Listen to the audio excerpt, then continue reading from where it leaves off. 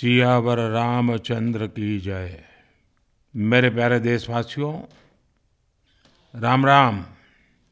जीवन के कुछ क्षण ईश्वरीय आशीर्वाद की वजह से ही यथार्थ में बदलते हैं।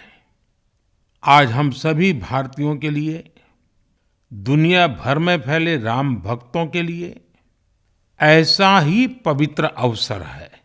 हर तरफ प्रभु श्री राम की भक्ति का अद्भुत वातावरण, चारों दिशाओं में राम नाम की धुन, राम भजनों की अद्भुत सौंदर्य माधुरी।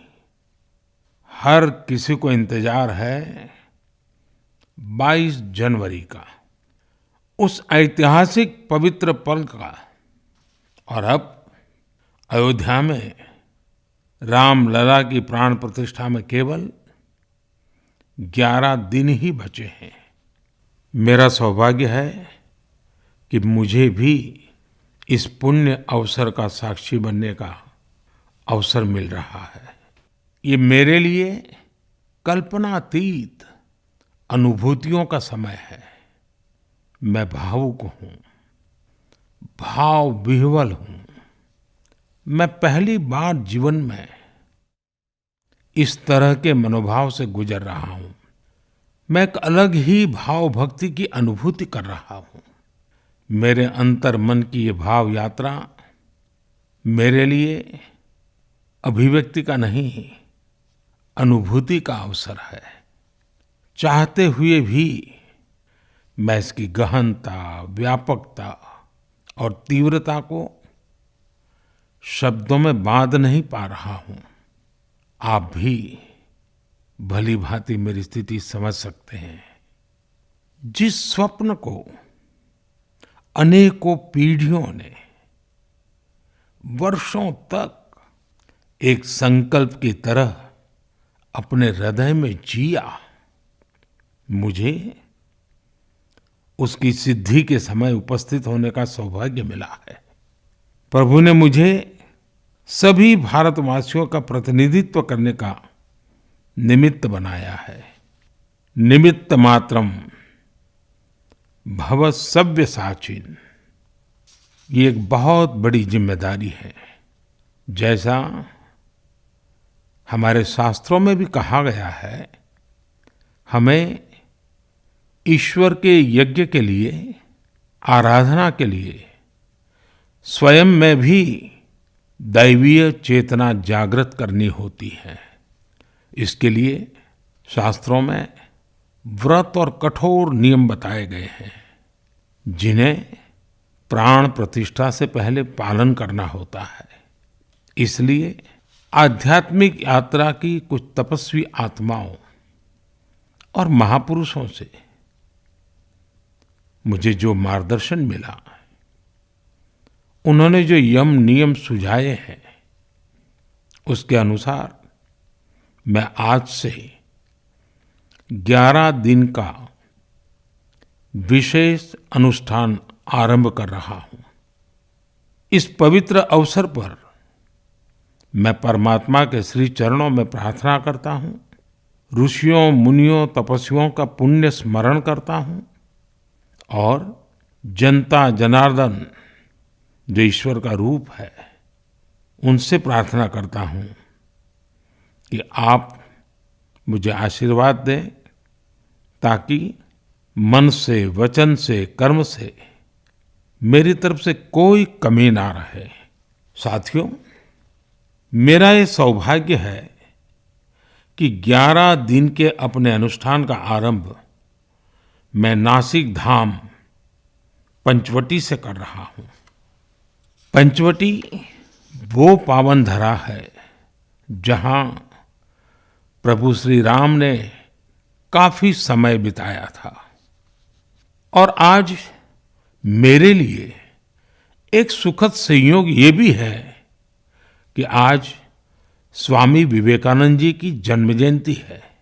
ये स्वामी विवेकानंद जी ही तो थे जिन्होंने हजारों वर्षों से आक्रांतित भारत की आत्मा को झकझोरा था। आज वही आत्मविश्वास भव्य राम मंदिर के रूप में हमारी पहचान बनकर सबके सामने है। और सोने पर सुहागा देखिए, आज माता जीजाबाई जी की जन्म जयंती है। माता जीजाबाई जिन्होंने छत्रपति शिवाजी महाराज के रूप में एक महामानव को जन्म दिया था। आज हम अपने भारत को जिस अक्षुण्ण रूप में देख रहे हैं, इसमें माता जीजाबाई जी का बहुत बड़ा योगदान है। और साथियों, जब मैं माता जीजाबाई का पुण्य स्मरण कर रहा हूं, तो सहज रूप से मुझे अपनी माँ की याद आना बहुत स्वाभाविक है। मेरी माँ जीवन के अंत तक माला जपते हुए सीताराम का ही नाम भजा करती थी। साथियों, प्राण प्रतिष्ठा की मंगल घड़ी, चराचर सृष्टि का वो चैतन्य पल, आध्यात्मिक अनुभूति का वो अवसर, गर्भगृह में उस पल क्या कुछ नहीं होगा। साथियों, शरीर के रूप में तो मैं उस पवित्र पल का साक्षी बनूंगा ही, लेकिन मेरे मन में, मेरे हृदय के हर स्पंदन में 140 करोड़ भारतीय मेरे साथ होंगे। आप मेरे साथ होंगे, हर राम भक्त मेरे साथ होगा, और वो चैतन्य पल हम सबकी साझी अनुभूति होगी। मैं अपने साथ राम मंदिर के लिए अपने जीवन को समर्पित करने वाले अनगिनत व्यक्तित्वों की प्रेरणा लेकर जाऊंगा। त्याग तपस्या की वो मूर्तियां, 500 साल का धैर्य, दीर्घ धैर्य का वो काल, अनगिनत त्याग और तपस्या की घटनाएं, दानियों की, बलिदानियों की गाथाएं, कितने ही लोग हैं जिनके नाम तक कोई नहीं जानता, लेकिन जिनके जीवन का एकमात्र ध्येय रहा है भव्य राम मंदिर का निर्माण। ऐसे असंख्य लोगों की स्मृतियां मेरे साथ होगी। जब 140 करोड़ देशवासी उस पल में मन से मेरे साथ जुड़ जाएंगे, और जब मैं आपकी ऊर्जा को साथ लेकर गर्भगृह में प्रवेश करूंगा, तो मुझे भी एहसास होगा कि मैं अकेला नहीं, आप सब भी मेरे साथ हैं। साथियों, ये 11 दिन व्यक्तिगत रूप से मेरे यम नियम तो है ही, लेकिन मेरे भाव विश्व में आप सब समाहित है। मेरी प्रार्थना है कि आप भी मन से मेरे साथ जुड़े रहें। रामलला के चरणों में मैं आपके भावों को भी उसी भाव से अर्पित करूंगा जो भाव मेरे भीतर उमड़ रहे हैं। साथियों, हम सब इस सत्य को जानते हैं कि ईश्वर निराकार है, लेकिन ईश्वर साकार रूप में भी हमारी आध्यात्मिक यात्रा को बल देते हैं। जनता जनार्दन में ईश्वर का रूप होता है, ये मैंने साक्षात देखा है, महसूस किया है। लेकिन जब ईश्वर रूपी वही जनता शब्दों में अपनी भावनाएं प्रकट करती है, आशीर्वाद देती है, तो मुझ में भी नई ऊर्जा का संचार होता है।